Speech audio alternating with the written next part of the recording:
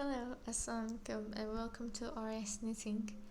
Today videos is all about stylish and elegant crochet baby dresses that are loved worldwide. Let's get inspired together. These dresses are soft, lightweight and perfect for any weather. From festive wear to everyday styles, crochet gives you endless design options.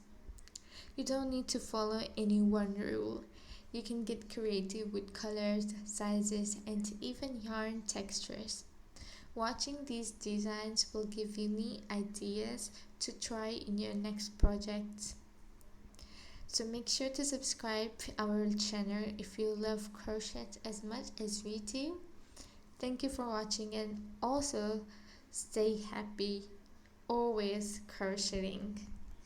Take care and we will see you in our next video. Till then, bye bye.